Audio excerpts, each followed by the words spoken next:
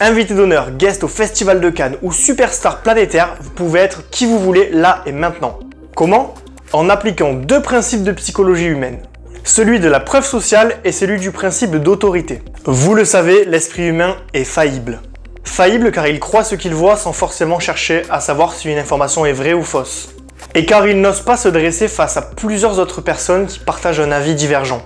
Je vais vous donner 3 exemples pour vous démontrer à quel point il est simple de se faire passer pour n'importe qui en toutes circonstances. Ces exemples ont été testés sur le terrain par les personnes qui les ont mis au point. Je vais me contenter de vous raconter leurs histoires.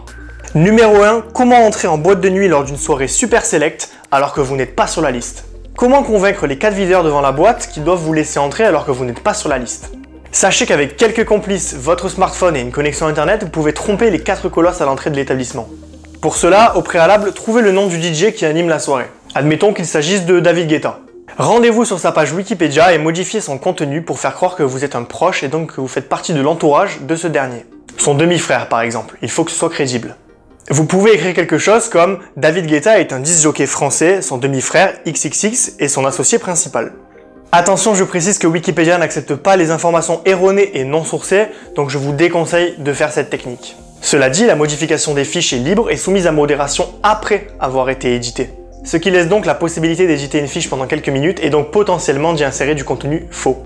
Une fois le contenu édité, vous pouvez donc présenter la page Wikipédia au videur en lui disant que vous faites bien partie de sa famille et que c'est intolérable de ne pas vous laisser entrer. S'ils doutent de votre version, n'hésitez pas à les renvoyer vers cette page Wikipédia sur leur téléphone pour qu'ils puissent vérifier d'eux-mêmes. Évidemment, cet exercice demande une persuasion et un aplomb sans faille. Pourquoi ça marche? Car aux yeux de tous, l'encyclopédie Wikipédia est totalement fiable. Les informations qui y sont déposées sont toutes vérifiées et sourcées. De ce fait, les videurs n'ont pas d'autre choix que de vous croire. Si la modification est crédible, alors Wikipédia, ici symbole d'autorité, vous fera entrer en discothèque. C'est comme si quelqu'un vous disait « Hey, le dictionnaire Larousse, il s'est trompé sur la définition ». Et franchement, le Becherel, il a rien compris au passé simple. Vous comprenez le paradoxe? Pour appuyer cette mise en scène, vous pouvez par exemple faire intervenir l'un de vos amis. Ce dernier pourrait faire mine de vous reconnaître et dire quelque chose comme « Eh mais t'es pas le demi-frère de David Guetta toi? Eh il a commencé à mixer, fais gaffe !» Tous ces éléments combinés, en plus de votre agacement et du processus de culpabilisation, fort est à parier que vous allez réussir à entrer. Cela ne marche pas à tous les coups car évidemment certains videurs seront totalement bornés et ne croiront pas à votre histoire. Mais la plupart du temps, vous réussirez à les faire douter, voire céder. Numéro 2, entrez gratuitement dans un festival, un congrès, sans avoir sa place ou son accréditation. Pour commencer, il vous faut un faux badge autour du cou à l'effigie de l'événement. Si tout le staff est équipé d'une carte rouge bien visible, alors procurez-en vous une également. Le badge doit ressembler à l'original autant que possible. Il n'a évidemment pas besoin d'être officiel ni identique. Il vous faut également un ami caméraman, une caméra semi-pro et un micro, éventuellement une perche si vous pouvez.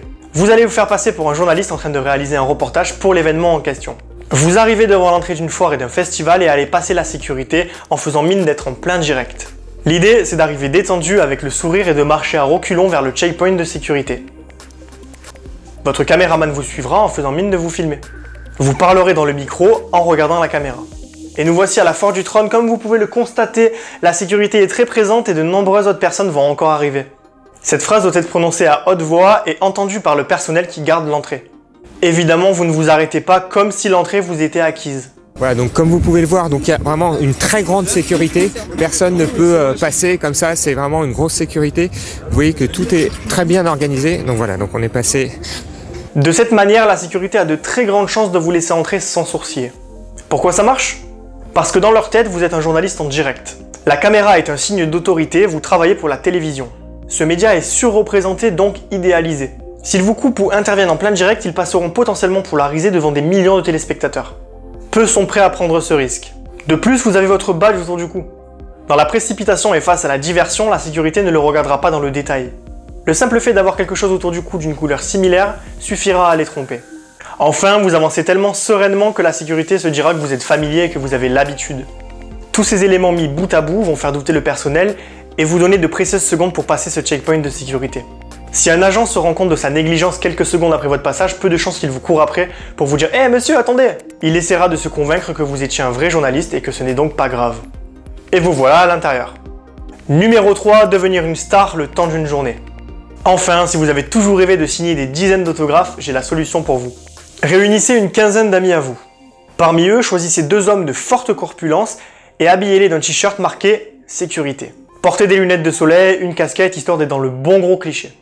Vos autres amis joueront les fans hystériques. Plus vous êtes, mieux c'est. Si vous pouvez en plus simuler la présence d'un faux journaliste, c'est encore mieux. Placez-vous sur une place fréquentée de votre ville et commencez à faire des selfies un à un avec vos amis. Dites à vos faux admirateurs de crier, de vous annoncer « Oh regarde, c'est l'acteur machin !» Petit à petit, une foule de curieux va se constituer. Et vous allez tout naturellement commencer à faire des selfies avec des personnes qui ne vous connaissent pas mais qui veulent absolument leur photo avec vous.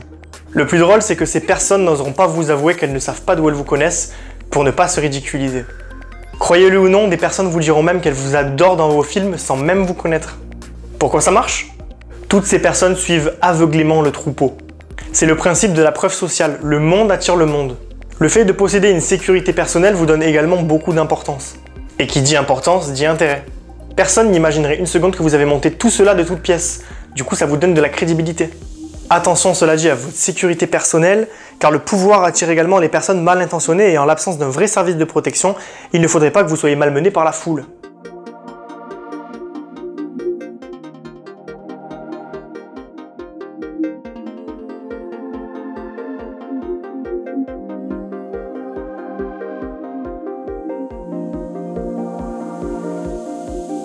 Alors, vous avez vu comme c'est simple de se faire passer pour n'importe qui?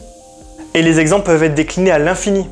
Simuler une situation et la copier fidèlement la rendra réelle aux yeux de la foule.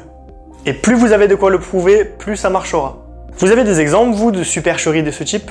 En tout cas, si la vidéo vous a plu, n'hésitez pas à laisser un petit pouce bleu juste en bas, à vous abonner à la chaîne si ce n'est pas encore fait, et à découvrir les autres vidéos. En attendant, je vous dis à plus les petits manipulateurs.